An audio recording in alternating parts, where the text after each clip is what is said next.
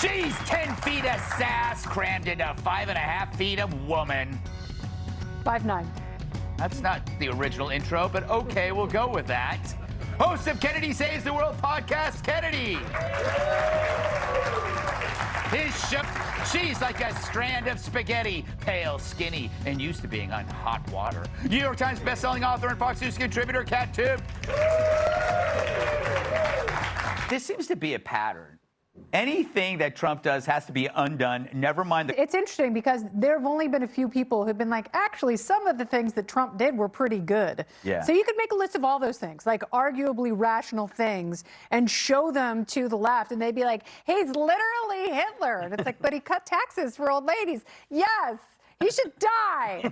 So obviously, this is a bad organization because they're horrible at vetting people. I want you to remember this outrage because this is how libertarians feel all the time. Yeah. We look at the failures of government, especially on the international stage, and we say, this is why we should not be funding these organizations. When Trump even started saying bad things about the UN, people were like, you know, it's like, and I don't like the way people conflate funding with actually like money going towards helping people. Your boundaries. Boundaries matter. Away. You know, Kennedy, you have some Frenchies. Big. He's a big fella. He's 38 pounds. So yeah, you gotta... you could split him in half and still have two succulent dogs.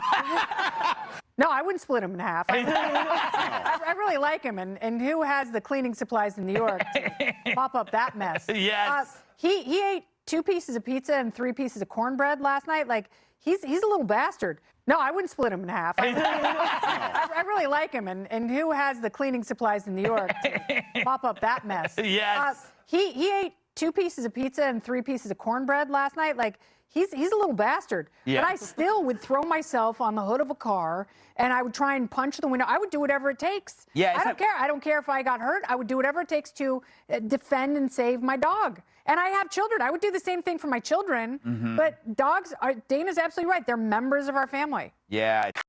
We have many fans who try to steal your heart. But Sheen's like, if somebody stole Sheen's, joke is on them. Sheen's sucks. I mean, like, he loves me, but he's not a nice cat. Yeah. No, you don't just simply pick up Sheen's, right. As many people have learned the hard way when he draws blood. And I'm not joking.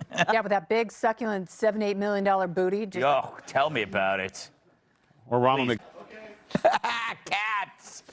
What do you make of this? Isn't this exciting? Isn't Elon Musk, like, amazing?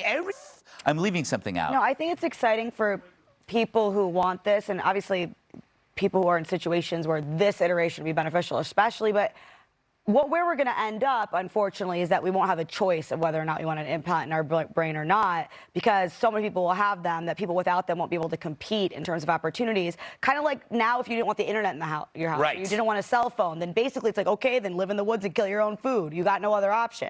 Yeah. You can't be a functioning member of society anymore. I have an army of nubile men doing my bidding, fulfilling my every whim. As they fan me and waft scented candles up my nose, and then other things up other places that we can't talk about, but we can think about. Yes. And they'll have to do it then. Under 40 who can't feel and who can't live, and this may give them some semblance of a normal life, then they at least have the right to be a part of the study.